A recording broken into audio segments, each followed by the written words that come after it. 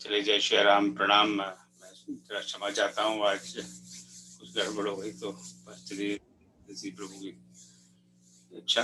तो आप सबको बहुत बहुत प्रणाम, सबका स्वागत। जय श्री राम। लोकाभिरामं रणरंगधीरं राजीवनेत्रं वञ्चनाथं कारुण्यरूपं करुणाकरं श्रीरामचन्द्रं शरणं प्रपद्ये।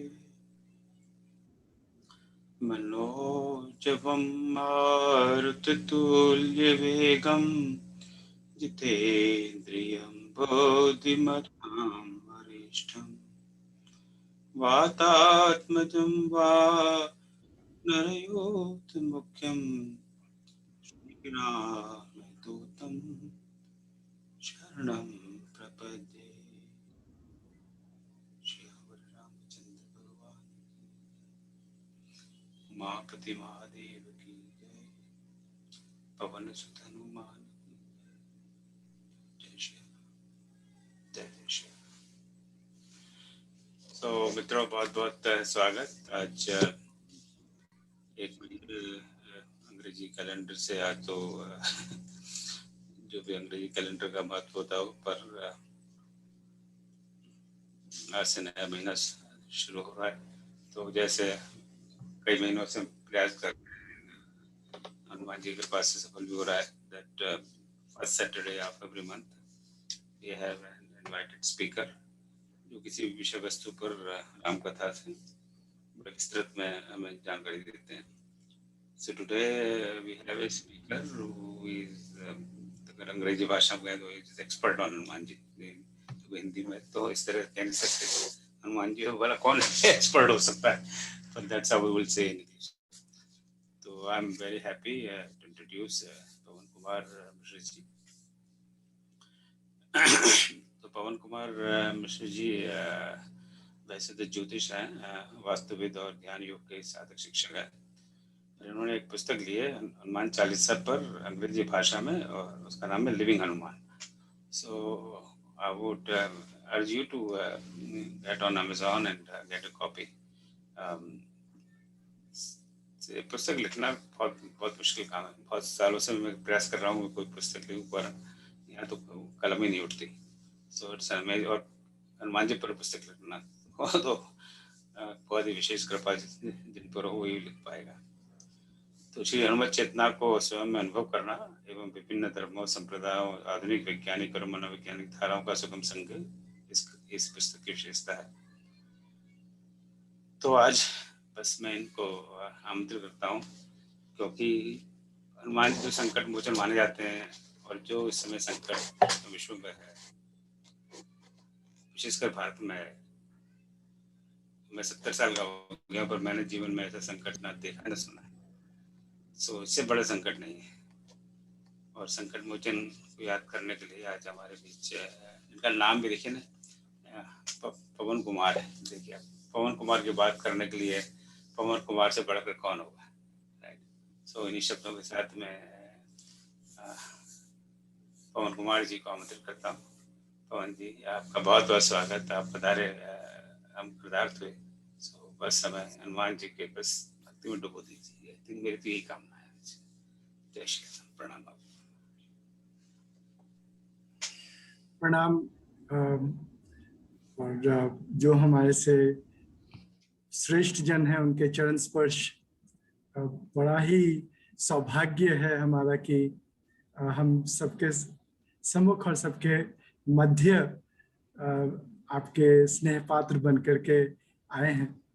और बहुत बहुत आभार श्रीमान ओम गुप्ता जी का, जो उन्होंने मुझे यहाँ आने का मौका दिया। और इस क्षण के लिए आभार कि हम लोग सब एक साथ हैं, स्वस्थ हैं। हम सब तो हैं ही हैं, और भगवान करे सब लोग जल्दी जल्दी स्वस्थ हो जाएं। तो जैसा कि इन्होंने कहा कि हमने श्री हनुमान चालीसा पर एक बृहद टीका लिख डाला, ये वो पुस्तक है। और ये करीब 1000 पृष्ठ की ये पुस्तक है। मैं आपको बताऊं तो मेरा जब करीब इसको लिखने में करीब करीब 9 वर्ष लगे मुझे।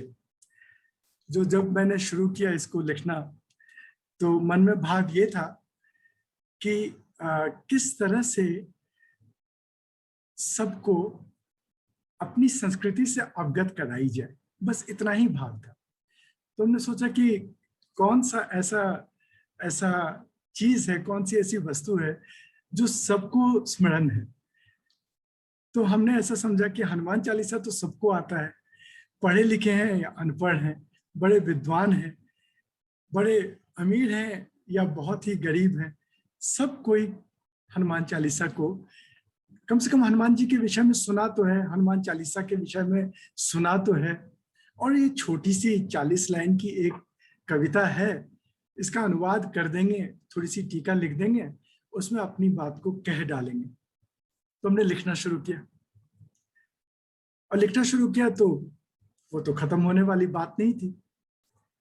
तो फिर हमने कहा ये लिखा ही नहीं जा रहा, चलो कोई बात नहीं, अपने गुरु का आश्रम में बैठ जाते हैं, वहां लिख लेंगे। हफ्ते भर की छुट्टी ले ली, वो हफ्ते भर में क्यों लिखी जाएगी। फिर कहा ये तो कमाल की बात हुआ। हमने कहा हनुमान जी, जब तक ये किताब नहीं समाप्त होगी मैं तब तक अपने बाल ही नहीं काटूंगा। ऐसी मजाक में कह दिया। मेरे बाल बड़े होने लग गए, माता पिता बोलने लगे ये बेटा हमारा आवारा हो गया है, क्योंकि हम लोग के हिंदुस्तान में इतने बड़े बड़े बाल तो सभ्य परिवार के लोग नहीं रखते। अब तो मेरे बाल तभी थोड़े छोटे हैं, तब इतने बड़े हो गए, और तभी भी पुस्तक लिखी जा रही थी, लिखी जा रही थी, लिखी जा रही थी। और मन में अनेक भाव हुए, अनेक अनेक अनेक अनुभव हुए।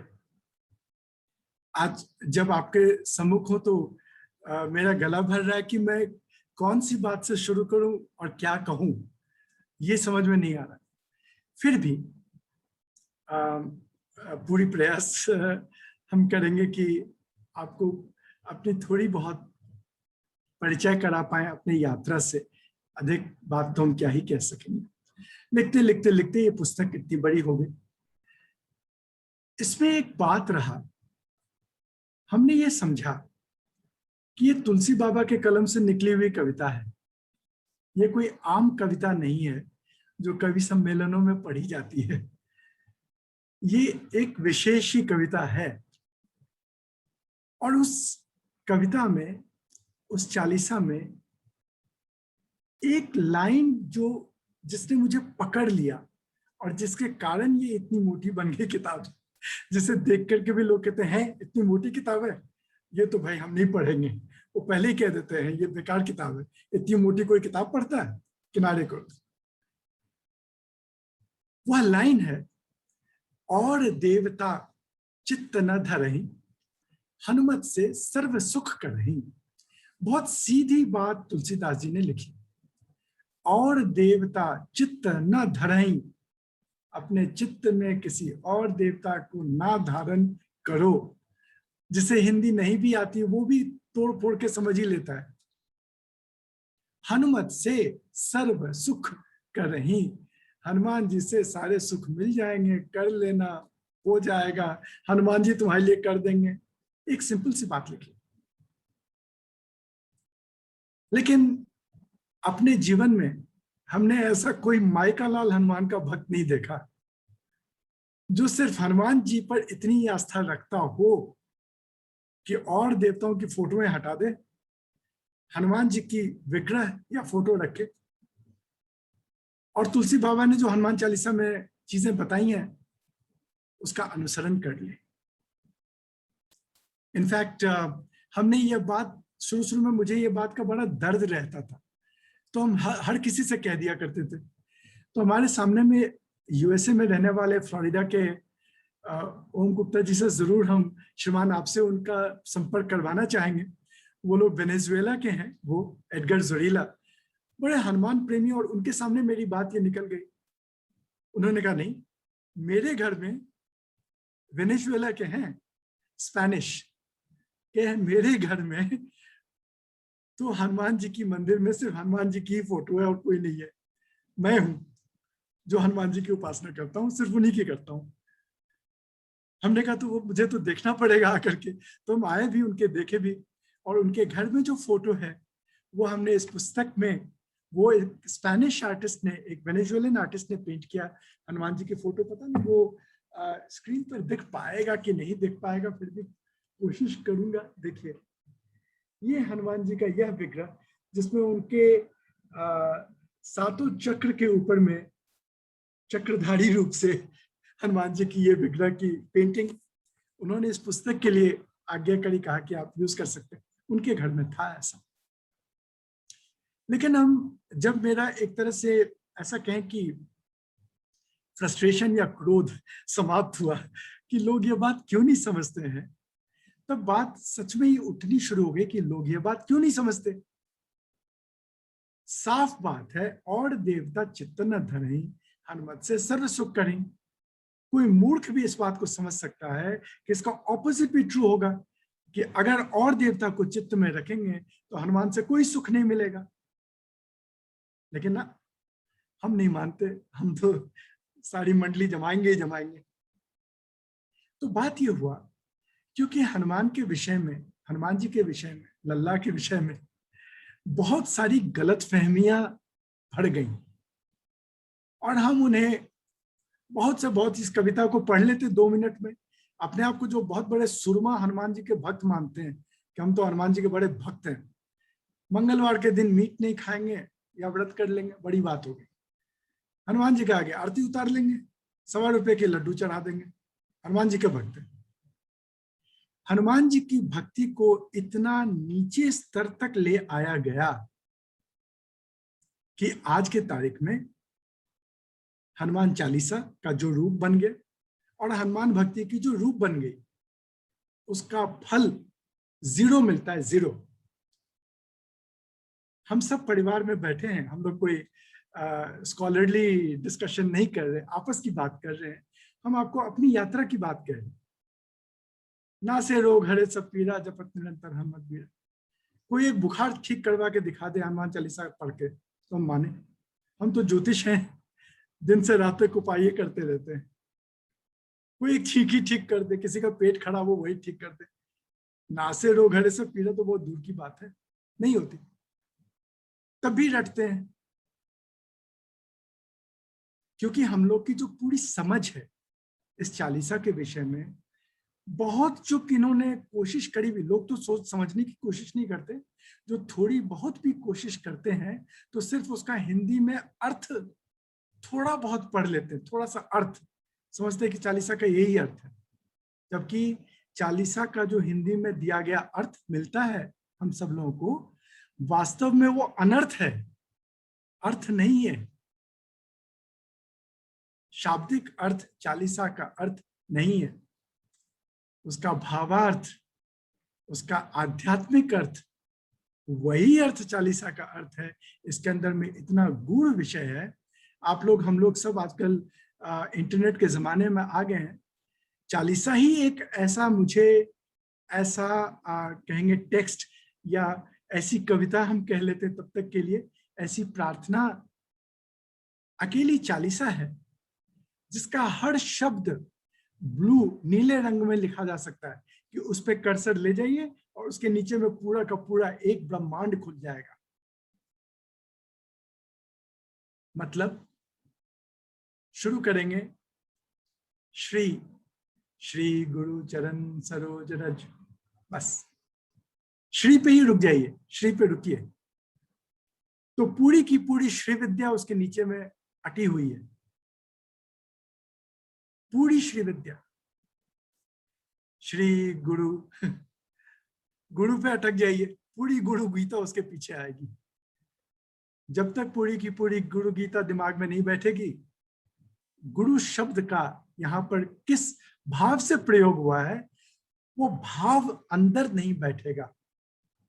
और अगर भाव अंदर नहीं बैठा तो पूरी चालीसा पढ़ लेंगे, हृदय बसों सुरभूप कह के चालीसा बंद, आरती उतारे, खड़े हो जाएंगे। और भगवान, यहाँ पर तो सब हमसे भी बड़े उम्र के हैं, 50-50, 60 साल, 70-70 वर्ष, हमारी माता 71 वर्ष की हैं। मुझे तो लगता है 71 वर्ष में से 65 वर्ष तो जरूर हनुमान चालीसा पढ़ा होगा।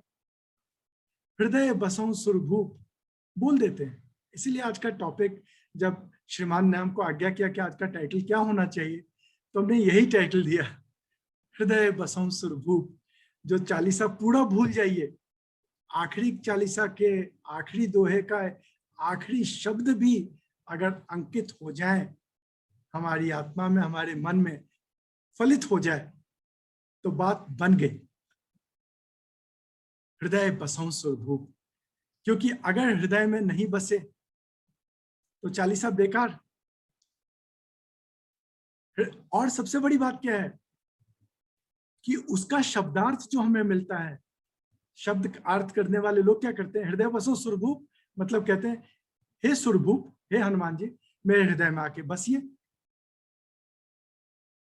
आप सबको भी यही पता होगा।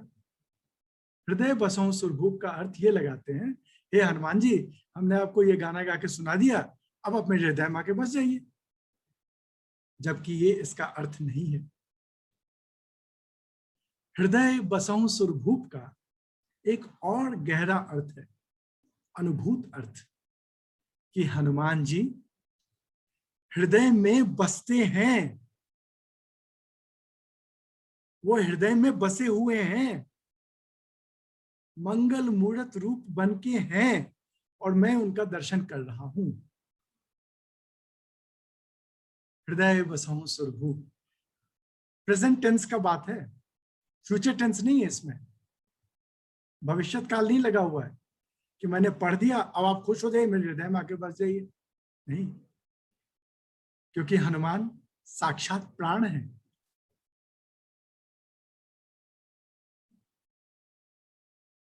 ऐसी एक बात आता है वहां पर, भूत पिशाच निकट नहीं आवे, महावीर जब नाम सुनावे। महावीर हर समय में नाम सुना रहे हैं, और यहां पर नाम का अर्थ है राम नाम से। राम नाम हृदय में बैठे हनुमान हर समय सुना रहे हैं, हम सुन नहीं रहे। क्या प्रमाण है इसका? राम में राम, ये जो बीज है, रम राम, ये जो बीज अक्षर है, ये मणिपुर चक्र का बीज मंत्र है, रा। और ओम का आखिरी जो है ओम, ये जो मकार है अनुस्वार, ये सहस्त्रार चक्र का बीज मंत्र है। राम बोलेंगे तो मणिपुर से लेकर सहस्त्रार तक की ध्वनि गति से ध्वनित होने वाली तरंगे राम नाम से समझा जाए, अनुभूत किया जाए। हर सांस में मणिपुर से सहस्त्रार तक प्राण का संचार हो ही रहा है, और राम मंत्र अविरल चल रहा है। अविरल सुनावे अविरल, हमको सिर्फ सुनना है उसको। जो सुने उस राम मंत्र को, सुनाता हुआ हनुमान को, तब भूत और पिशाच निकट ना आवे। फिर भी अस्तु, और आगे बढ़ते हैं। तो मतलब ये हुआ कि क्या हुआ कि जब ये बात चली कि और देवता चित्त न धरे, तो हमने क्या शुरुआत करी, ये सोच, ये खोज शुरू करी कि और देवता है कौन। तो शिव हैं, पार्वती हैं, शक्ति है, दुर्गा है, राम है, कृष्ण है, गणेश है, सूर्य है, अग्नि है, इंद्र है ना, वायु है, वरुण है, पंच महादेवता है, साईं बाबा हैं। यही सब तो देवता हैं जो हमारे घर में कैलेंडर बने रहते हैं बारात में। तो ये सारे देवता को क्यों भजने की जरूरत है? क्या हनुमान ही इनके बराबर है? यह पहला खोज, पहले लेवल का खोज मेरा था, और ये पुस्तक में हमने इसका विस्तृत शास्त्रोक्त वर्णन किया। ये नहीं कि अपने दिमाग से उपजाया है। वैसे तो आम जानकारी है कि हनुमान और शिव एक ही हैं, ये तो सब समझते हैं। हनुमान और शिव एक ही हैं, रुद्रावतार हैं। और शिव और विष्णु एक ही है, ये भी सब समझते हैं। तभी वो रामेश्वर धाम बना। शिव और विष्णु एक ही हैं। तो अगर शिव और विष्णु एक ही हैं और हनुमान जी राममय हैं, विष्णुमय हैं, तो हनुमान और विष्णु भी एक ही हैं। वेद कहते हैं हनुमान प्राण है, और वेद कहते हैं प्राणो वै सः, वह जो है वो प्राण है, वो परम ब्रह्म चेतना परमात्मा प्राण ही है। इसी तरह से मेरे दिमाग में यह आया कि जब हर हरात्मक मूर्ति की पूजा हो रही है, आधे विष्णु आधे शिव, तो मन में सिर्फ भाव आया कि जरूर हनुमान और गणेश भी एक ही होंगे, ऐसे मन में भाव आया। और सोचिए, खोज करने पे पता चला कि चेन्नई के पास एक मंदिर है, आद्यांत मंदिर, आद्यांत प्रभु मंदिर, आदि अंत, आदि गणेश अंत हनुमान, आधे हनुमान आधे गणेश, उनका विग्रह का पूजन वहां होता है चेन्नई के पास। तो गणेश और हनुमान भी एक हो गए।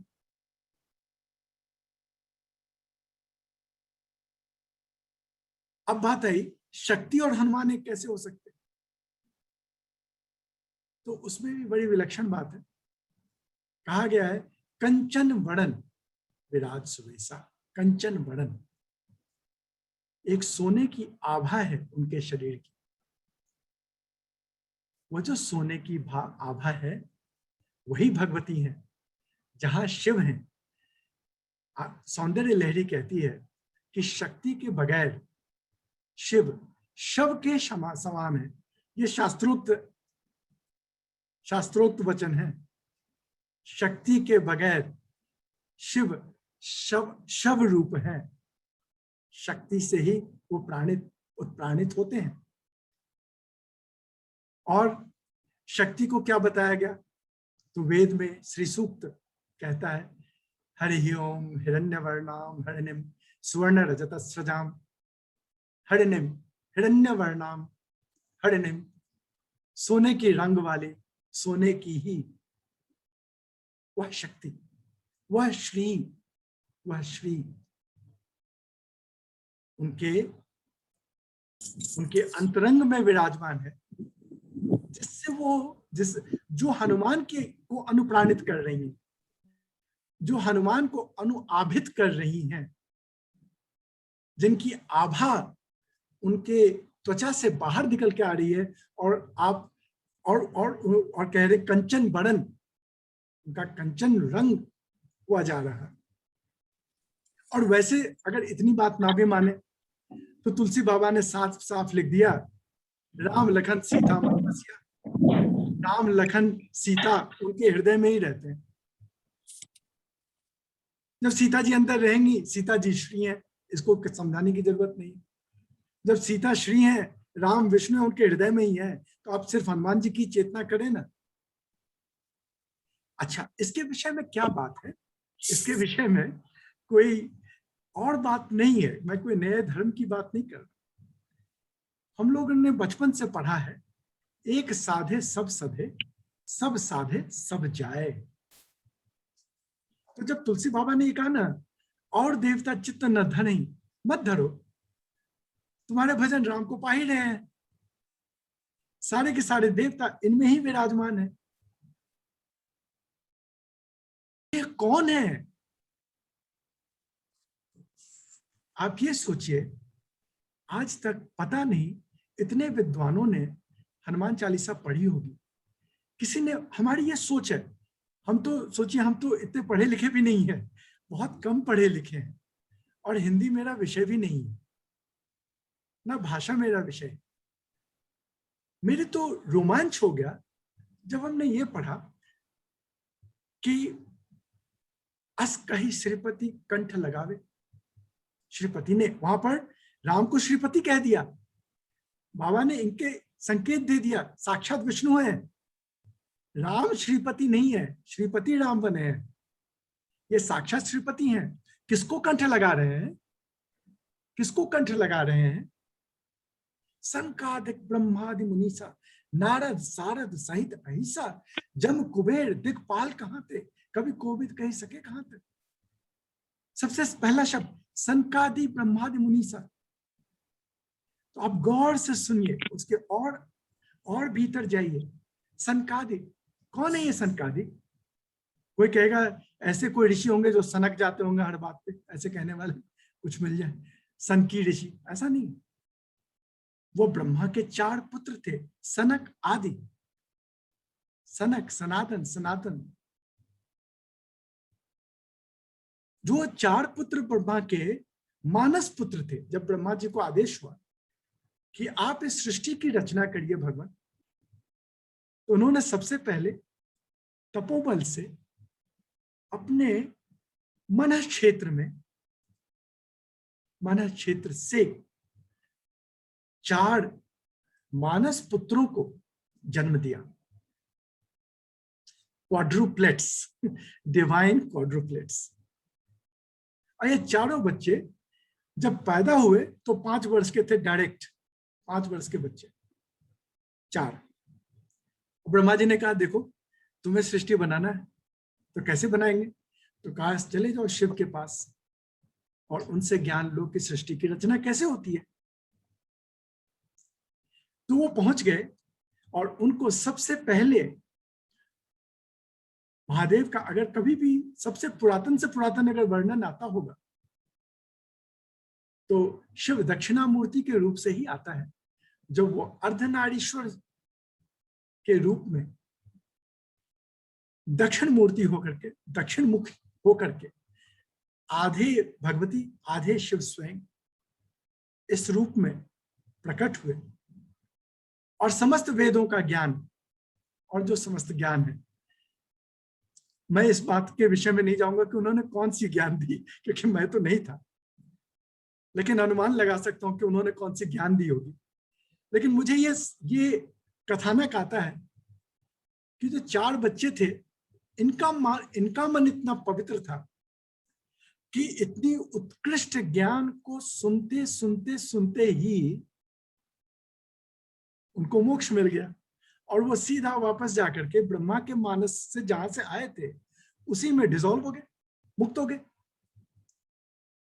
तो जो सनक आदि ऋषि हैं 4, इन्होंने अगर जीवन में किसी को देखा तो सिर्फ अर्धनारीश्वर भगवान शिव को ही देखा, जिसको हम लोग जब संकल्प लेते हैं पूजा में तो सांब सदाशिव कहते हैं। शिव भी नहीं, सदाशिव, क्योंकि शिव उनसे एक लेवल ऐसा कह सकते हैं कि उनकी वाइब्रेशनल लेवल कम ही मानी जाएगी। सदाशिव, सांब, अंब सहित उनसे उनका अभी विच्छेद नहीं हुआ है, अभी स्त्रीत्व और पुरुषत्व का भिन्न भिन्न भान नहीं हुआ, अभी शक्ति, अभी पुरुष और प्रकृति का अलगाव नहीं हुआ है। अभी वो बिंदु, श्री विद्या में जो बिंदु स्थान है, बिंदु, उस बिंदु रूप में, शिव शक्त्यात्मक रूप में, सांब सदाशिव रूप में, शिव दक्षिणामूर्ति के रूप में इन 4 भाइयों को वो दर्शन दिए और उसके बाद उनकी जीवन समाप्त, उसके बाद उनको मोक्ष मिल गया। तो अगर सनकादि ऋषियों ने जिसकी प्रार्थना करी, सनकादिक ऋषियों ने जिसकी प्रार्थना करी, वह कौन है? आप स्वयं सोचिए। और अगर वह सदाशिव है तो हनुमान कौन है? सदाशिव है, सांब सदाशिव है। और अगर हनुमान सांब सदाशिव है तो इसके बाद किसी और देवता की पूजा करने की आवश्यकता भी रही क्या? एक तो प्रश्न ये उठता है। दूसरा प्रश्न ये उठता है कि सारा का सारा जो ये जीवन की क्रीड़ा ही तो है, जो हम इस जीवन में हैं, एक गेम ही चल रहा है, कर्म की क्रीड़ा वही चल रही है। तो इस क्रीड़ा को जीतने का जो सूत्र है वो एक ही है, एक साधे सब सधे, सब साधे सब जाए। तो किस एक की साधना करें? हनुमान जी की साधना करें, ऐसा तुलसी बाबा ने कहा। हम इस बात को लेकर और आगे बढ़े कि चलो हिंदू धर्म में तो जितने भी देवी देवता हैं वो हमने एस्टैब्लिश कर दिया शास्त्र के हिसाब से कि ये सब तो एक ही हैं। अब कोई कहेगा मैं तो ईसा मसीह को मानता हूं, मैं तो जीसस क्राइस्ट को मानता हूं, मैं तुम्हारे हनुमान को क्यों मानूं? इसमें कहा कैसे एक और देवता एक हो जाएंगे? हनुमान और जीसस क्राइस्ट का क्या लेना देना है?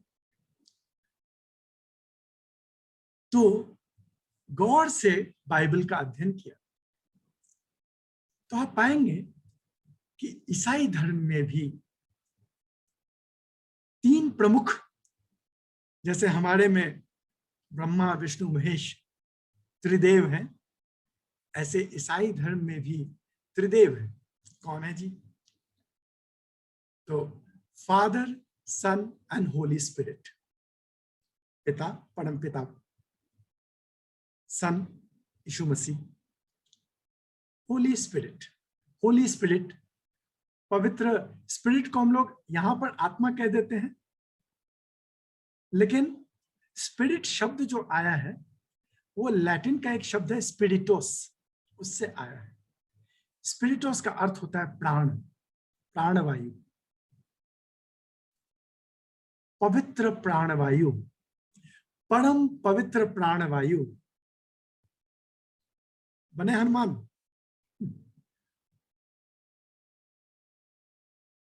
आगे हनुमान जी वहां पर परम पवित्र प्राणवायु। और जो आपको रूसी ईसाई हैं, रूस में जो ईसाई धर्म की परंपरा है, जो ग्रीस में ईसाई धर्म की परंपरा है, वहां पर होली स्पिरिट को सबसे ऊपर रखा जाता है। अतः आप देखेंगे कि जो पवित्र, जिसको हम लोग ओल्ड टेस्टामेंट कहते हैं, मुझे हिंदी में उसका सही अनुवाद नहीं आता है।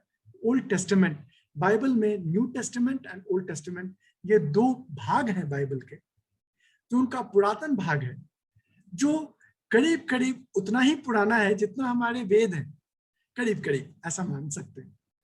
1500 वर्ष की करीब करीब जेनेसिस जो है, 1500 बीसी, मतलब सोच लीजिए आज से 3500 वर्ष पुरानी तो मानी जाती है उसको, जेनेसिस को मानते हैं। हमारे वेदों को भी लिखे हुए, लिखित में जो वेद आए वो करीब करीब उसी समय में आए, जबकि वेदों की परंपरा तो उससे बहुत पहले की है। वो मैंने इस पुस्तक में भी लिखा है। मैंने इस पुस्तक में दर्शाया है कि हनुमान जी करीब करीब आज से 5000 वर्ष पहले, 7000 वर्ष पहले, 5000 बीसी के आसपास में उनकी डेटिंग बनती है।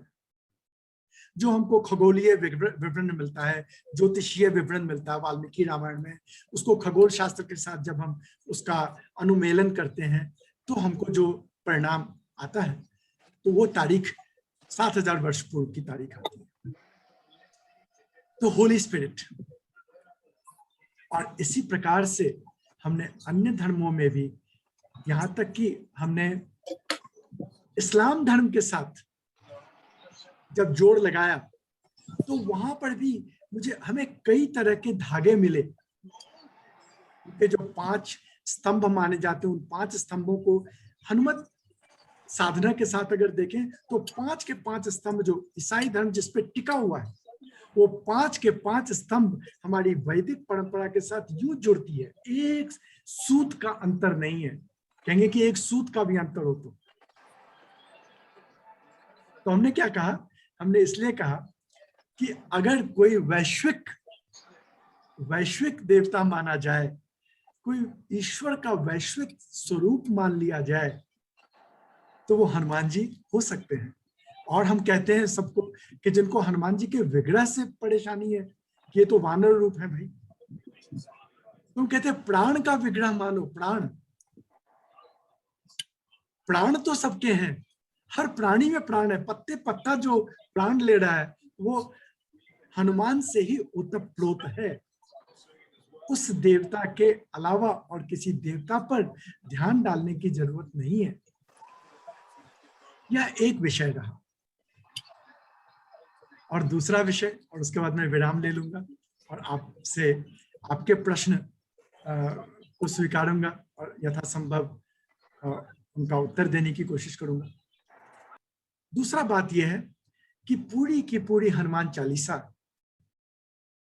हमारे लिए लिखी गई है। हनुमान जी को सुनाने के लिए नहीं लिखी गई है।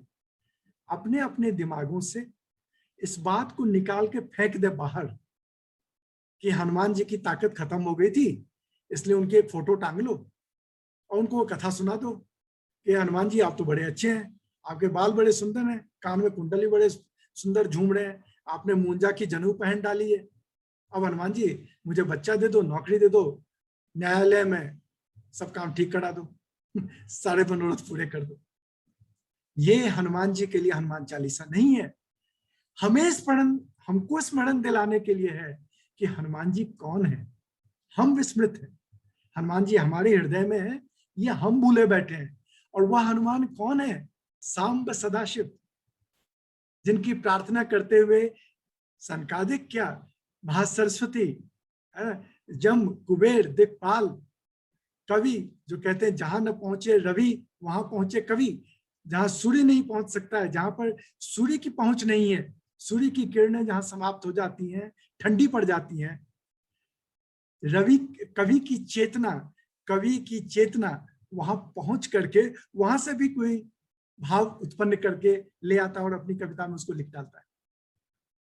कवि की उपमाएं सूर्य की किरणों से भी ज्यादा ऊंची है, और वह कभी भी नहीं आपके लिए कोई कविता या आपकी कोई प्रार्थना या आपकी कोई प्रशंसा कर सकता है, कोई शब्द नहीं।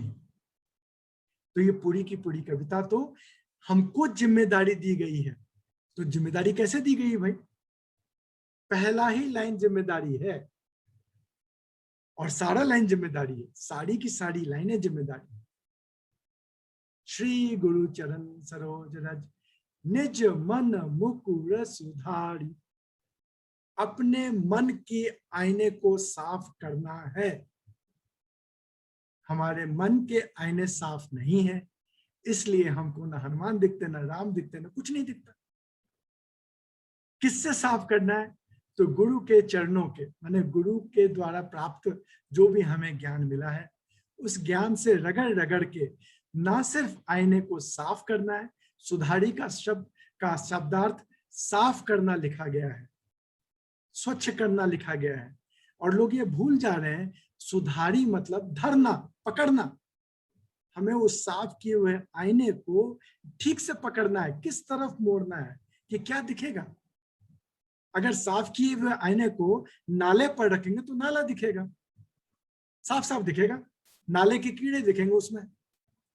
साफ किए हुए आईने को गंदगी की तरफ दिखाएंगे तो गंदगी दिखेगी, उसको बगान की तरफ दिखाएंगे तो उसमें बगान दिखेगा, साफ साफ दिखेगा। उसको अपने अंतः चेतना की तरफ मोड़ देंगे तो अंतः चेतना में बैठे हनुमान दिखेंगे। रघुवर, रघुवर का अर्थ जितने भी अर्थकार हैं राम कर दिया वहां पर। वर्णो रघुवर विमल जसो, राम कहाँ है वहां पे? लोग ये भूल जा रहे हैं कि हनुमान जी को सीता माता ने अपना पुत्र कहा है, तो रघुवर हुए नहीं हुए? सीता के पुत्र हुए कि नहीं हुए? वो उन्होंने हवा में कह दिया पुत्र, और इन्होंने जानकी को माता कह दिया। वह रघुवर हनुमान ही है, राममय। अगर हम राम और हनुमान में भेद करते हैं तो सोचिए कि हम बहुत ही किंडरगार्टन से भी नीचे ही हैं, अपने आप को ऐसा मानिएगा अगर दिमाग में भेद आता हो। और एक जगह तो मैंने यहाँ पर एक श्लोक मुझे याद नहीं आ रहा, किताब में लिखा हुआ है कि कहा है भगवान शिव ने कहीं पर कि जो मुझ में और विष्णु में भेद करता है वो पाप का भागी है। एक कोई शिव पुराण में कहीं पर ये उदाहरण है कि मुझ में और विष्णु में भेद करने वाला पाप का भागी। तो एक बात यह है कि अपने मन की सफाई, अपने मन की, जिसको हम लोग चित्त प्रसादन कहते हैं, योग सूत्र कहता है चित्त प्रसादन, यह अधिकार सूत्र है। जो पहला ही दोहा है यह अधिकार दोहा है, क्वालिफिकेटरी वर्स है, क्वालिफिकेशन तय कर रहा है। हनुमान जी की भक्ति, हनुमान जी की चेतना का अवधारण करने का वहां पर क्वालिफिकेशन दिया जा रहा है, विवरण, उसका अधिकार किसको है? जो अपने मन के मन के आईने को साफ करेगा। और ऐसे करके करके आप देखेंगे कि पूरी तरह से पूरे हनुमान चालीसा में अपने को ही जिम्मेदार बनाना है। आगे चल करके आप देखेंगे हर चीज के साथ कंडीशंस लगे हुए हैं। ना से रोग हरे सब पीड़ा, कंडीशन साथ में है। जपत निरंतर हनुमत बीरा, एक बार हनुमान हनुमान करने से नहीं, निरंतर, बगैर अंतर के। मतलब निरंतर तो तभी जाप होगी जब अजपा चलेगा। एक ही जाप निरंतर हो सकती, ये तो पानी पिएंगे निरंतर नहीं होगा। जपत निरंतर हनुमत बीरा, खाली इस लाइन को बोलने से रोग नहीं खत्म होंगे। ना से रोग हरे सब पीरा, जपत निरंतर हनुमत बीरा। पंडित लोग कहते हैं इसका 108 पाठ करो, पानी पी लो, कुछ नहीं होगा। जपत निरंतर हनुमत बीरा। और भी ले लें, जो भी नहीं। और क्या क्या, भूत पिशाच निकट नहीं आवे, महावीर जब नाम सुनावे, तो महावीर का नाम सुनेंगे तब। और क्या है,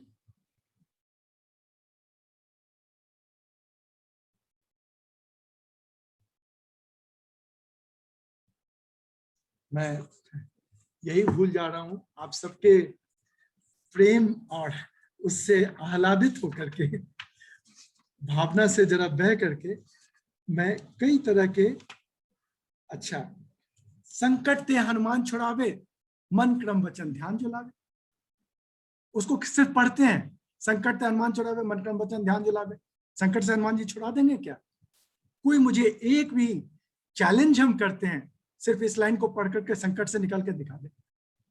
लेकिन हम ये भी चैलेंज करते हैं कि उसके साथ जो बाबा ने कह दिया, मन क्रम वचन ध्यान जो लावे। मन, कर्म और वचन, मनसा वाचा कर्मणा, जो ध्यान में लाए किसको? जो ब्रेथ अवेयर हो जाए, श्वास पर, जिस श्वास प्रश्वास पर, प्राण के आवागमन पर इतनी प्रैक्टिस हो जाए कि बात करते हुए, सोचते हुए, कर्म करते हुए मन उस पर टिका रहे, प्राण पे। तो प्राण पे टिका हुआ मन, हनुमान जी की कृपा वहां पर प्रफुल्लित हो जाएगी, पल्लवित हो जाएगी, और आप संकट से बाहर आ जाएंगे। छूटे बंद महासुख जो या पढ़े हनुमान चालीसा, है ना? तो वहां पर भी छूटे बंदी इत्यादि। तो ये इस तरह से हम ये कहना चाह रहे हैं कि पूरे के पूरे हनुमान चालीसा में बहुत बहुत बहुत सारी बातें हैं। एक और बात हमने विशेष इसमें यह रखा कि हनुमान जी ने कहा है, हाथ वज्र और ध्वजा विराजे। उनके हाथ में वज्र है, और उनको कह दिया बजरंगी, महावीर विक्रम बजरंगी, उनका शरीर भी वज्र का। अच्छा, तो वज्र कहां से आया? तो दधीची ऋषि की रीढ़ की हड्डियां इंद्र भगवान को दान में दी गई, तो वज्र बना, सबको पता है। अब वो वज्र हनुमान जी हाथ में पकड़े हुए, क्या अर्थ निकलता है वहां पे? सबसे छोटा अर्थ, छोटा, सबसे कम से कम अर्थ जो निकलता है वो यह निकलता है कि हम लोग शीघ्र से शीघ्र अपने शरीर का अनुदान करें, अपने शरीर को समर्पित कर दें। कि जब ये, आजकल तो वैसे कोविड चला हुआ है जो गए, अब तो खैर कोविड से सड़ा हुआ शरीर तो कोई नहीं लेगा, लेकिन अगर स्वस्थ गुजरे यहां से, तो ये शरीर हमारे पीछे किसी के काम आ जाए, इसके पाठ पुर्जे लग जाए, किसी और की जीवन मिल जाए, या मेडिकल साइंस को पढ़ने वाले बच्चे हमारे शरीर से ज्ञान प्राप्त कर लें। हमारा ये शरीर दधीची ऋषि के तरह वज्र बन जाए, ज्ञान वज्र बनकर दूसरों के हाथ में। यह बात को सोचना है और इसको कर डालना है।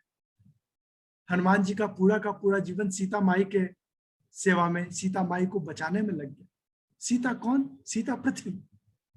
पृथ्वी की सेवा नहीं करेंगे, पेड़ नहीं लगाएंगे, जबरन पानी नहीं डालेंगे सर पे शावर लगा करके और बैठे रहेंगे, मोटे धार पे बर्तन मलेंगे, हनुमान जी की कोई बात सिद्ध नहीं होगी।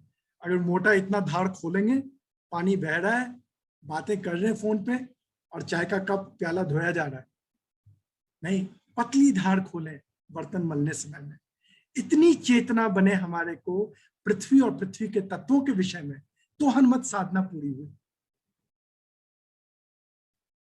अंत में हम यही कहेंगे कि सिर्फ और सिर्फ हनुमान चालीसा का मनन और चिंतन जरूरत से ज्यादा है, उससे ज्यादा करने की आवश्यकता नहीं है। बाकी सब ग्रंथों को किनारे कर दीजिए। हनुमान जी की जितनी समझ आती है, समझ पूरी आ रही है सबको, लेकिन जितनी समझ आई है उसको अपने जीवन में हम लोग उतार लें, हम लोग वर्तमान संकट से हम लोग बाहर आ जाएंगे। अगर सब हम लोग प्राण चेतना पर आकर के, आज भी हम लोग सब प्राण पे ही टिकी हुई है बात, तो प्राण चेतना पर जब हम लोग अपनी चेतना को अवधारित करेंगे, हम लोग सब संकट से बाहर आ जाएंगे। और हनुमान जी के जो ज्ञान है, जो गुण है, जो गुण के अनुरूपित जो उनके ज्ञान है, वो ज्ञान जो गुण में परिवर्तित हो चुके हैं, वैसे गुण और ज्ञान को जब हम अपने जीवन में अवधारण करेंगे, तभी किसी भी प्रकार का व्यक्तिगत या सामूहिक परिवर्तन संभव है।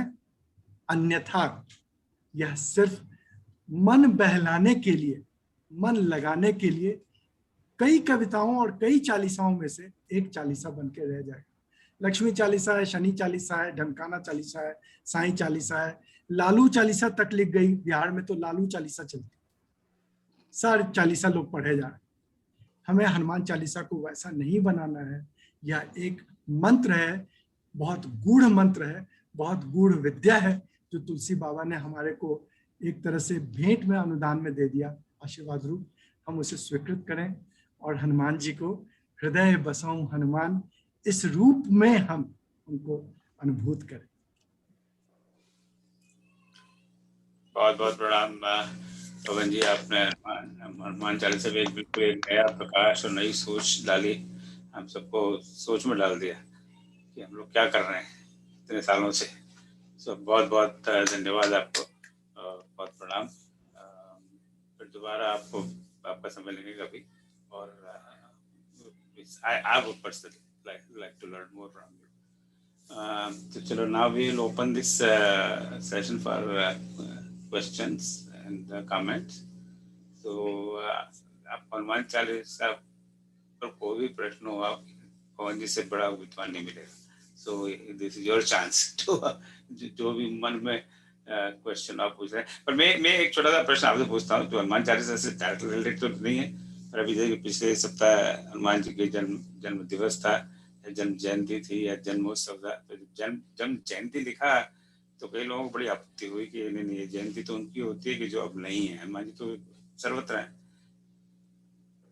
अब ये सब महाराज कहने सुनने वाली बात है।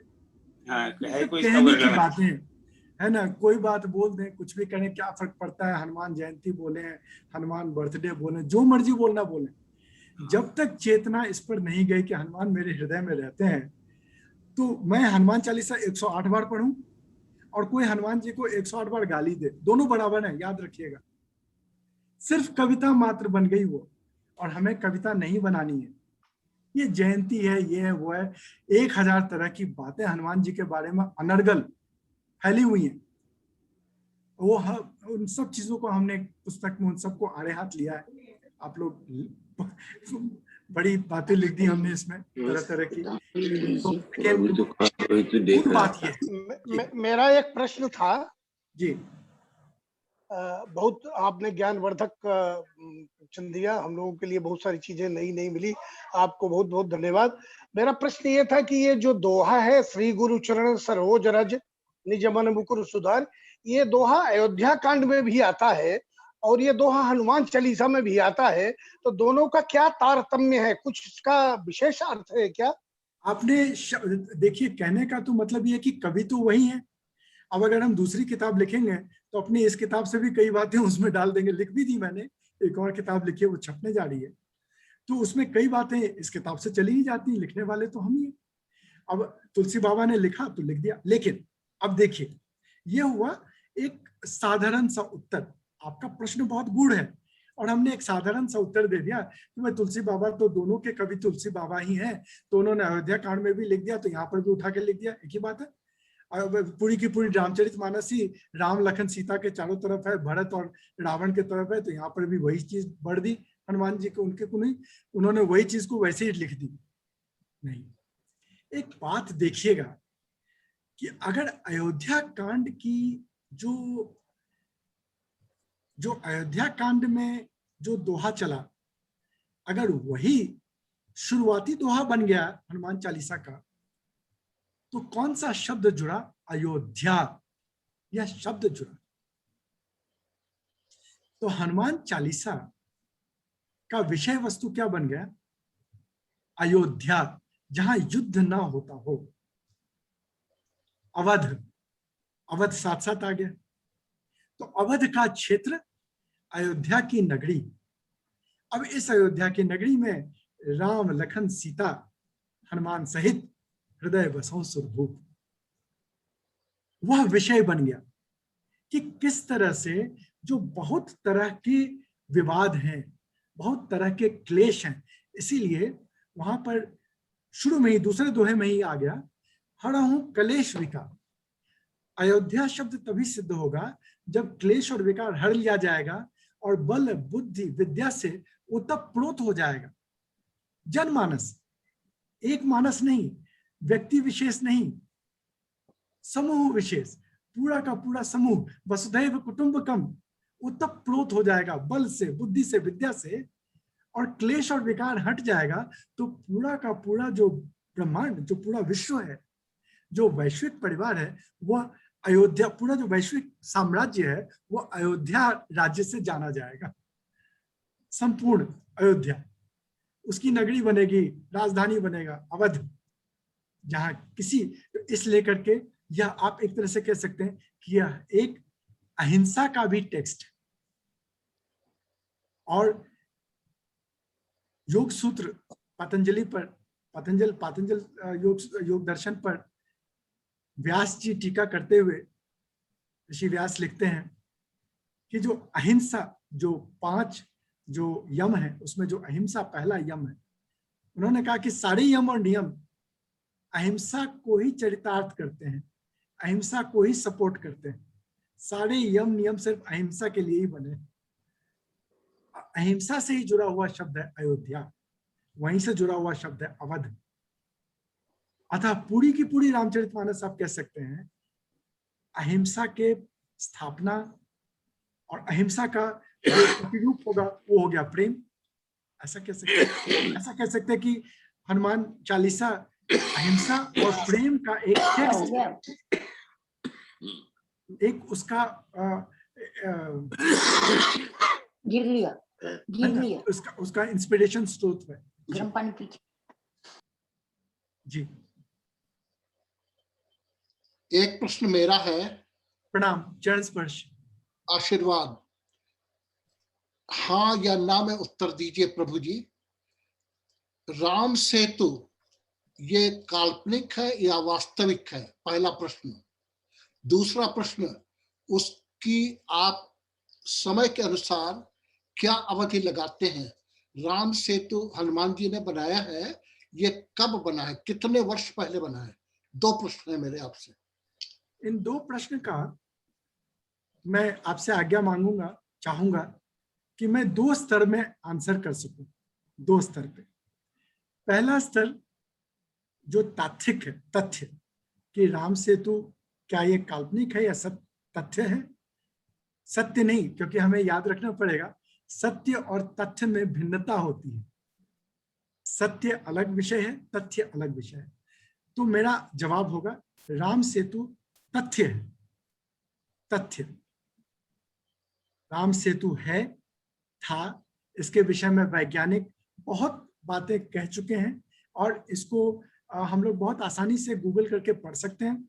उसका समय वगैरह का भी विवरण है, और ये भी यहाँ तक भी विवरण है कि जो राम सेतु का जब निर्माण हुआ तो ऐसा बात नहीं कि गहरा समुद्र था और उसमें वो पत्थर डाल करके सेतु बनाया, ऐसी बात नहीं है। वो ये कहते हैं कि आज से 400 वर्ष पूर्व तक भी, जब तुलसी बाबा थे तब की बात भी हम कह रहे हैं कि लोग पैदल भी क्रॉस कर सकते थे लंका तक, ये स्थिति थी। समुद्र की इतनी ऊंचाई थी, गहराई कह लें या ऊंचाई कह लें। उसके बाद समुद्र की ऊंचाई और अधिक हो गई पिछले 400 वर्षों में। गैलेक्टिक आइस, जिसको हम लोग क्या कहते हैं, गैलेक्सी, इसको जो ग्लेशियर होते हैं, तो उनका जो बर्फ है ग्लेशियर का, तो वो जो बर्फ पिघला है उसके कारण समुद्र की जो ऊंचाई बढ़ी है, इस कारण से राम सेतु पर पानी ऊंचा हो गया है, इसलिए करके उस तरह से आप चल के क्रॉस नहीं कर सकते। लेकिन ये अनुमान लगाया जाता है, क्योंकि जब राम सेतु का अध्ययन किया गया तो वैज्ञानिकों ने पाया कि नीचे कुछ और प्रकार के पत्थर हैं, ऊपर कुछ और प्रकार के पत्थर हैं, जैसे ऊपर से किसी ने रखा हुआ हो। तो उन्होंने यह अनुमान लगाया कि जहां जहां पर तो पानी ज्यादा गहरा था, वहां पर सेना ने जाकर के पत्थर रख करके उसको जरा पाट दिया ताकि सब क्रॉस कर सके। और जो हनुमान जी छलांग लगा करके लंका पहुंचे, तो उसमें कुछ ऐसा समझ में आता है कि जैसे कि वो बहुत अच्छे एक तैराक थे और उन्हें बड़े बड़ी दूरियां तैर के भी निकाली और कुछ तो छलांग लगा करके भी निकाली होगी। ऐसा तथ्य ऐसा कह सकता है, लेकिन कल्पना में मान सकते हैं कि उड़ान भी भर लिए होंगे, कोई बड़ी बात नहीं। लेकिन तथ्य ये कहता है, और ये बात एक पुष्कर श्रीवास्तव जी की किताब है डेटिंग ऑफ रामायण, उन्होंने काफी इस पर शोध किया है, पुष्कर श्रीवास्तव जी। तो उनकी किताब आप पढ़ेंगे, मोटी शोध, वो शोध ग्रंथ है, तो उसको पढ़ा जाए तो उसमें बहुत सारी बातें और भी मिलती है, क्योंकि उन्होंने वाल्मीकि रामायण से ज्योतिषीय संदर्भ लिया और नासा के खगोलीय तथ्य को जोड़ा एक दूसरे के साथ, और उसके बाद उन्होंने तारीखों का एक अनुसूचन, क्या कहते हैं उसको, एक सूची बनाई तारीखों की, और हम लोग के लिए उन्होंने उसको उपलब्ध कराया है। तो तथ्य के स्तर पर तो ये बात बहुत अच्छा है कि ये सत्य है, तथ्य भी तात्विक है कि राम सेतु था। उसके बनने का कब समय था, तो जब राम और हनुमान जी का समय करीब 7000 वर्ष पूर्व 5100 BC के आसपास आता है, तो राम सेतु भी तभी बनाया गया होगा। आप मना कर रहे, आपके विषय से क्या है? देखिए, मेरा कहना यह है जी कि अंग्रेज लोगों ने हाँ, भारतीय संस्कृति को नष्ट करने की कोशिश की है। मैं पूरा और मानता हूँ। जब आप अंग्रेजी साहित्य पढ़िएगा जी तो आप सृष्टि को 10,000 साल से ज्यादा नहीं ले जा सकते। अंग्रेजी साहित्य के अनुसार, चाहे वो मैक्स मुलर हो, चाहे कोई भी हो, मैं मानता हूँ इस बात। 10,000 साल पहले आइस एज थी। आइस जी। एज का मतलब सभ्यता थी ही नहीं।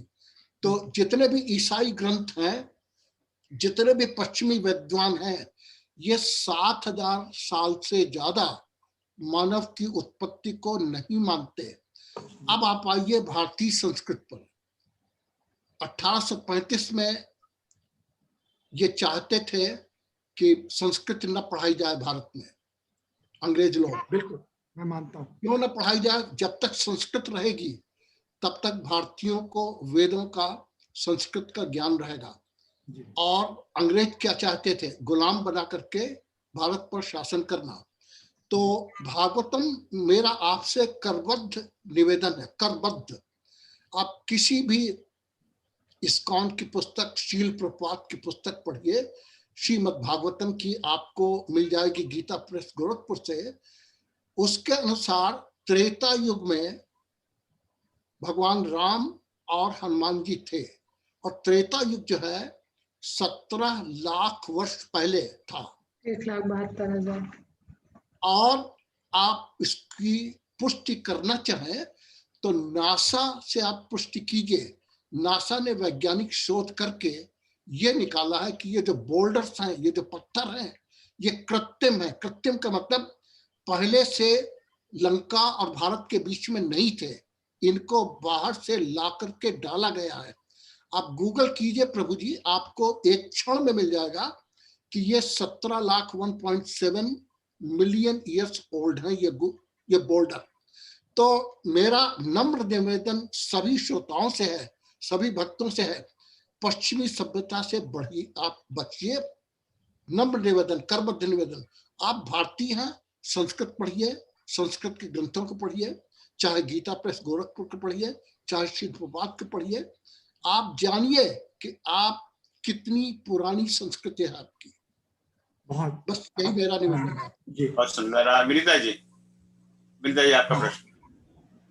नहीं, मैं जरा एक बात इनको कहना चाहूंगा, क्योंकि मेरा उत्तर पूर्ण नहीं हुआ।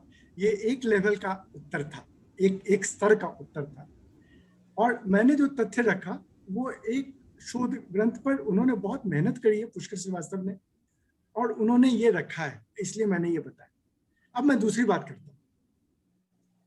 17 लाख वर्ष पहले बनाया या 17 वर्ष पहले बनाया या नहीं बनाया, ठीक है, एक चीज समझने की कोशिश करी। हनुमान जी ने, राम जी ने सेतु बनाई ही नहीं, सोच लीजिए, तो भी कोई फर्क नहीं पड़ेगा। किस बात से? दूसरे स्तर पर, जब आध्यात्मिक स्तर पर इसका अर्थ करेंगे तब। आध्यात्मिक अर्थ में देखिए क्या शब्द यूज किया, प्रयोग किया, स्वामी जी ने हमें आज्ञा क्या किया। क्या हनुमान ने राम सेतु बनाया? आध्यात्मिक अर्थ, राम सेतु, राम नाम का सेतु राम किससे से जोड़ा? रावणों से, रावण जहां रहता है वहां पर जोड़ दिया, और उसको हम नहीं कहते, हम लंका को जलाने को उस प्रकार से नहीं सोचते कि जला दिया गया, क्योंकि अंत में तो लंकेश सहित जितने राक्षस मारे गए सारे वैकुंठ गए, तो सबका ट्रांसफॉर्मेशन हो गया। सारे भगवान के संपर्क में आते ही वो जो ज्ञान की अग्नि थी, उस अग्नि के संपर्क में आते ही जितने जितने प्राण गंवाए वो सारे के सारे वैकुंठ पहुंचे। अब हमें ये देखना है कि क्या हनुमान जी ने मेरे हृदय तक राम सेतु बनाया? क्या मेरे हृदय तक राम सेतु पहुंचा है या मैं वंचित हूं? यह विषय सबसे ज्यादा जरूरी है। क्या मेरे मन में राम नाम चल रहा है, विष्णु नाम चल रहा है? क्या मेरे मन में राम चल पड़ा? क्या मेरे में अयोध्या बन गया, या मैं ही लंका हूं? मैंने पूरे पुस्तक में ये लिखा है कि हम सब लोग, आप यहाँ श्रील प्रभुपाद की बात करी, बहुत मैं उनका बहुत अनुयायी हूँ, मैं प्रणाम करता हूँ उनके चरण स्पर्श। भगवत गीता में भगवान ने 26 गुण लिखवाए हैं, जिसको कहा यही गुण है, यही ज्ञान है, और 25 गुण राक्षसों के लिखवाए हैं। किताब पुस्तक में मैंने उनको लिस्ट डाउन कर दिया, जरा सब लोग एक बार उसको देखें जाकर के कि वो 25 गुण जो राक्षसों के दिए हैं उनमें से कितने गुण हम में हैं। मैं गारंटी करता हूं, अगर आप लोग अपने सच्चे दिल से उन 25 गुणों को देखेंगे, 25 के 25 गुण आपको अपने में मिलेंगे, और 26 गुण में से एक भी गुण नहीं मिलेगा अगर सच्चे हैं तो मतलब इसका मतलब कि राम तो हम तक पहुंचे नहीं। राम सेतु बना या नहीं हम तक? हम कितना जल्दी जल्दी हनुमान जी की मदद कर रहे हैं कि हम तक जल्दी से राम सेतु बन जाए। वह भी उसका आध्यात्मिक अर्थ है कि भगवान हनुमान आध्यात्मिक स्तर पर भी राम सेतु का निर्माण किए हैं, कर रहे हैं, करेंगे। और वह राम सेतु है चेतनाबद्ध श्वास प्रश्वास के प्रवाह का को देखना, को अनुभूत करना, चेतनाबद्ध होकर के एक श्वास न निकले तभी जपत निरंतर हनुमत बीड़ा यह शब्द सिद्ध हो पाएगा। चेतनाबद्ध श्वास प्रश्वास को देखना, वही राम सेतु। ऐसा मेरा जवाब होगा। ये बहुत स्कॉलरली जवाब नहीं है, और मैं उसमें पढ़ूंगा भी नहीं कि वो 1,76,000 वर्ष या 17 लाख वर्ष पहले किए। इसी विषय में बहुत सारी विषय निकल जाती हैं, इन विषयों में विवाद उत्पन्न हो जाता है, क्योंकि अब करेंगे क्या, दुनिया में तो ऐसे ही लोग बैठे पड़े हुए हैं, उनसे कौन लड़े। लेकिन इस बात पे कोई विवाद नहीं कर सकता है कि राम सेतु जो अपने मणिपुर से जाकर के सहस्त्रार्थ तक का राम नाम का सेतु चल रहा है, उसको पकड़ के रखने वाले हनुमान ही है, उसको धारने वाले हनुमान ही है। हृदय बसों सुरभूप हो गया तो सब कुछ सिद्ध हो गया। बस हनुमान जी बहुत अच्छा, बहुत अच्छा, बहुत अच्छा, आपने ठीक बताया। फालतू बातों में पढ़ने से कोई फायदा नहीं है। मिलिता जी मेरा जो प्रश्न था उसका काफी उत्तर आपने जो दूसरा भाग दिया उसमें मिल गया। आप जब बार बार बोल रहे थे राम सेतु, तो वो इतना अच्छा लग रहा था कि राम सेतु नहीं, राम से तू। यस, फैंटास्टिक, बात कही आपने। आपके बोलते बोलते कुछ भाव, एक तो मुझे ऐसे लग रहा था कि मेरे मन के भाव को शब्द मिल रहे हैं आपके द्वारा। देखिए, हम तो बहुत बहुत इसको यहाँ अंग्रेजी का शब्द यूज करेंगे। I really love you for saying this.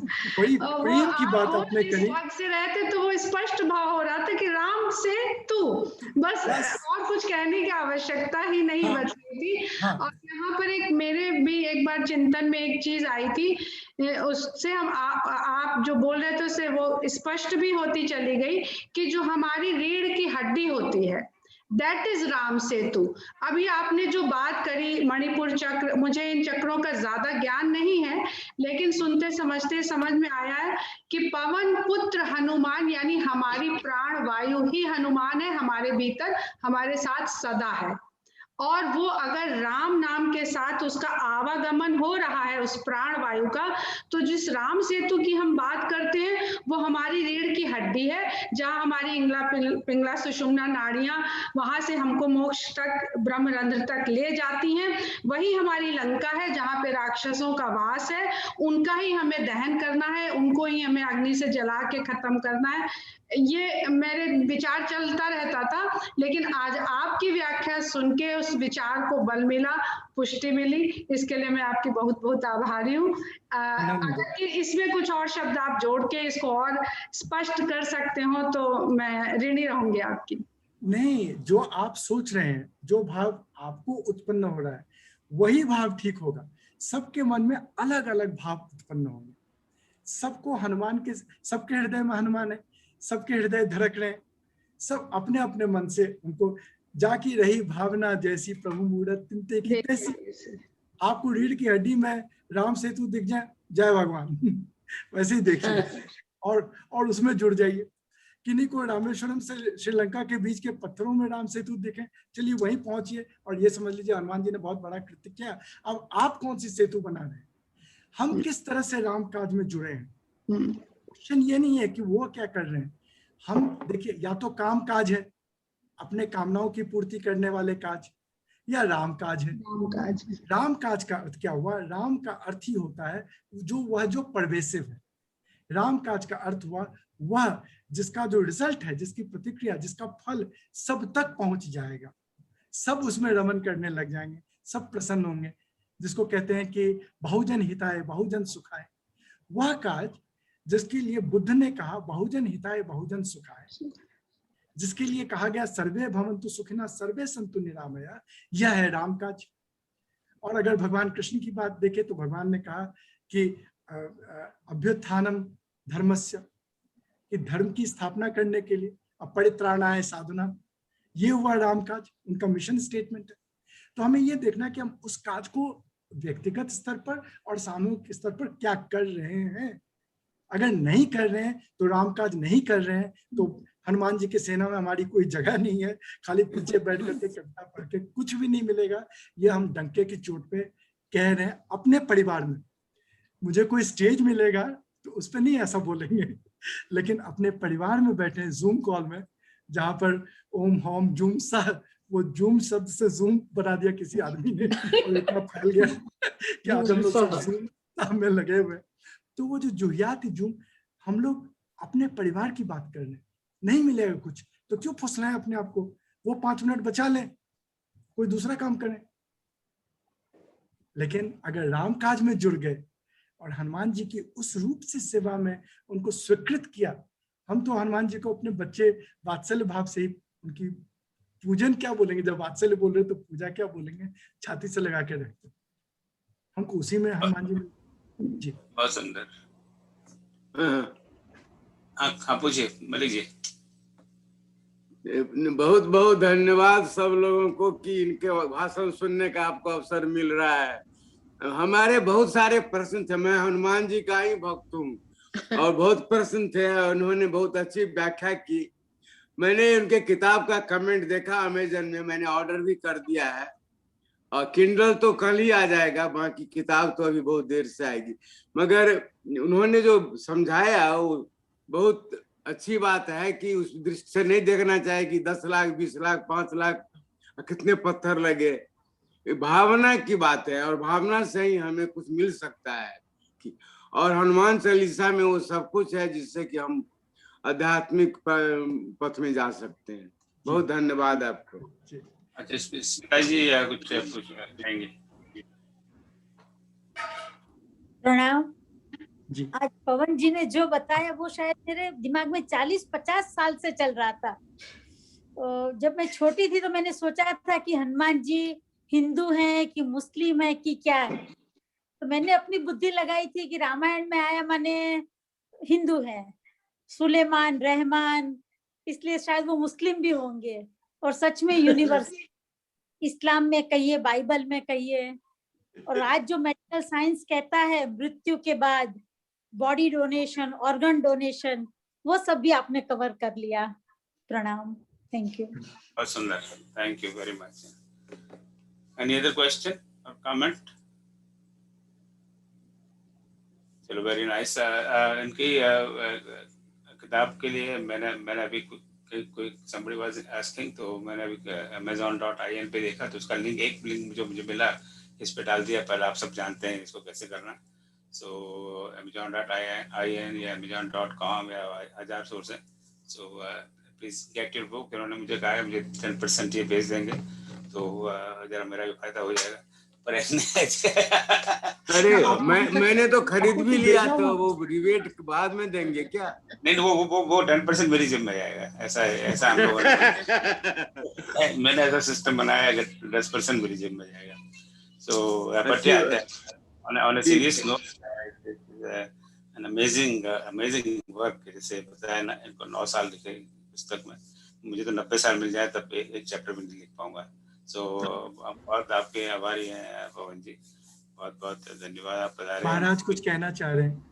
हाँ कहिए आप। एक और कमेंट है। मैं 2 हनुमान मंदिरों की चर्चा करूंगा जी। मैं प्रयागराज से हूँ, दारागंज से हूँ। वहां पर हनुमान जी लेटे हुए हैं। सारे विश्व में एक ही हनुमान जी हैं जो कि लेटे हुए हैं। आप गूगल करके देख सकते हैं। दूसरी चर्चा मैं करूंगा, इस समय मैं अमेरिका में हूँ, तो अरिजोना राज्य में, तो हमारे राज्य के बगल में है न्यू मैक्सिको। न्यू मैक्सिको की राजधानी है अल्बुकर्की। अल्बुकर्की से लगभग 120 मील में बहुत बड़ा हनुमान मंदिर है जिसको अंग्रेज भक्त चला रहे हैं। और आप उनकी आरती देखिए हनुमान जी की, वो 40 मिनट तक होती है। आरती गूगल पर, यूट्यूब पर आप देख सकते हैं।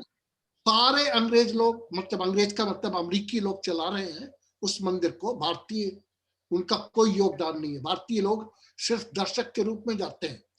तो हनुमान की भक्ति, जैसा आपने वेनेजुएला बताया, तो इसी तरह हनुमान जी की भक्ति है। इसी तरह हनुमान जी की भक्ति है, ये अल्बुकर्की में है। और एक चीज आपने उल्लेख नहीं किया, वो बहुत बहुत बहुत जरूरी है, सभी को जानना चाहिए, सभी को बड़ा हर्ष होगा। जी जी। ओबामा को कौन नहीं जानता? जी, हमने उसमें मेंशन किया है पुस्तक में। बहुत बड़ी बात, सच में। ओबामा को उनके दादा परदादा किसी ने हनुमान जी की मूर्ति दी थी, और छोटी सी, और ऐसा कहते हैं कि वो हमेशा अपनी जेब में रखते थे ओबामा जी। एक बार, सिर्फ एक बार उन्होंने निकाल के दिखाई भी है कि this is what I carry. तो हनुमान जी के भक्त जो है सभी हैं। जय हनुमान। जय हनुमान। अपना समय भी होने आया।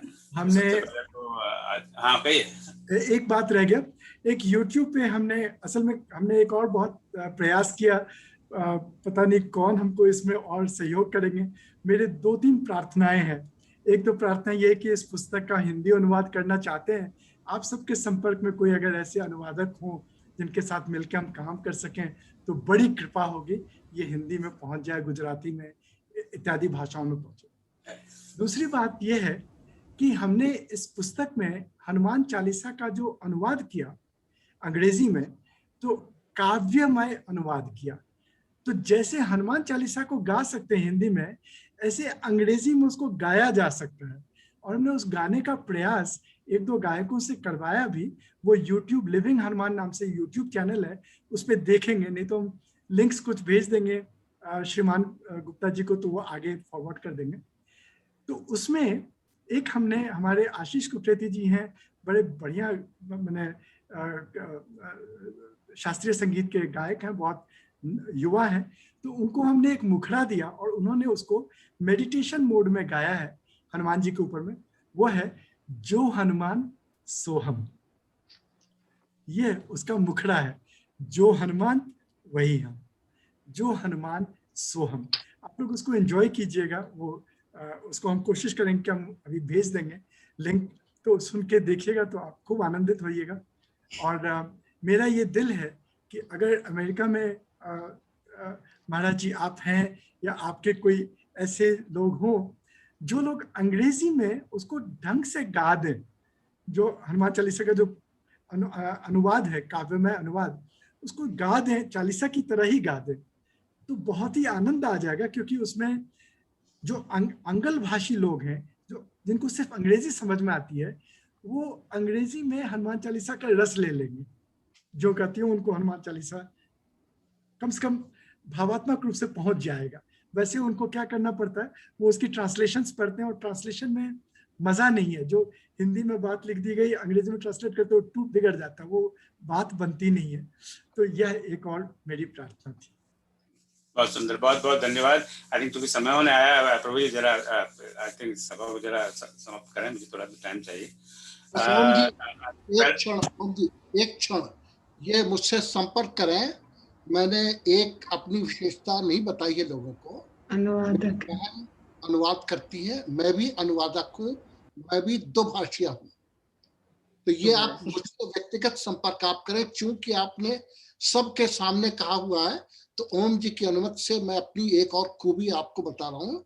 मैं अनुवादक भी हूँ और सर्टिफाइड 2 भाषिया भी हूँ, अंग्रेजी भाषा और हिंदी भाषा का। जय आपका काम तो हो गया। संपर्क सूत्र हम ले लेंगे, हम ओम श्रीमान जी से आपका सूत्र ले लेंगे। बहुत बहुत आभार, आज प्रार्थना सुन ली गई। वो नहीं जानते, बहुत आनंद आया, बहुत सुंदर, बहुत आनंद आया। देखिए संकट मोचक आपको मिल गए पवन जी, किसी रूप में आपका काम हो गया। यहाँ पे हिंदी के बड़े बड़े विद्वान बैठे हुए हैं, ये विनीता जी बड़ी विदुषी हैं, मिलके ही कर देंगे और क्या। अपनी बात रखें। और सबसे बड़ा घामड़ इस सभा में मैं ही हूँ, बाकी बड़े बड़े विद्वान हैं हिंदी के शास्त्रों के। मेरा काम है ये क्लिक करो, वो क्लिक करो, बस ये इसके अलावा कुछ नहीं। तो बहुत बहुत प्रणाम। पहले तो मैं सबसे क्षमा चाहता हूँ, मुझे लगता है कल हम ये आज का प्रोग्राम का जो मैसेज जो व्हाट्सएप पे भेजते हैं, कल शायद हम लोग भूल गए। मैं भूल गया, तो I really apologise for that. पर चलो उसका कोई बहुत विशेष नुकसान नहीं हुआ, काफी लोग बाद में जुड़ गए। So thank you very much for joining all of you. अब आगे का थोड़ा सा मैं बता दूं, ऐसा फ्यूचर में भी इस तरह की गलती होगी। This is not the first time, not the last time. So आप सब लोग से अनुरोध है कि कभी इस तरह का मैसेज न मिले तो आप please just go on the website now, वहाँ पे ऑल प्रोग्राम्स आर पोस्टेड। मैं जरा थोड़ा सा स्लाइड शेयर से बता दूं। ये देखिए, अब ये तो इसको कैसे मैं अब शेयर करूं पूरे को। हाँ, बहुत चीज खुली हुई है तो यार, हाँ ठीक है ना। So next week we will have so just you go on, अगर आपको मैसेज नहीं मिलता है फ्राइडे तक, so go on our website ramcharita.org. So next week ऐसे हनुमान कौन पर 4-5 हमारे मित्र बात करेंगे संक्षेप में। बाद में पता नहीं वो क्या बोलेंगे। और उसके बाद में भगवान परशुराम की जयंती है, so we will have Dr. Rajesh Srivastava, वो आज यहाँ पे जुड़े हुए हैं। He will give us very detailed Parshuram जी के बारे में बहुत, मैं अपनी बात को बहुत कुछ जानते नहीं है वो, चलो एक संवाद है तुलसीदास लक्ष्मण और राम का, और वो सब पढ़ने में मजा आता है, यू नो। तो उतना ही हम जानते हैं, और हमसे मेरा मतलब मैं अपनी बात कर रहा हूँ। तो he will give us a very detailed description on that. 22 जिनमें कुछ सीता मैया की जन्म जयंती या जन्मोत्सव जो भी कहना आप चाहें, so we will have some speakers on that day. 29 मई को जो मिनी रामायण पे हम लोग चल रहे हैं, तो there are 2 people will be speaking on that.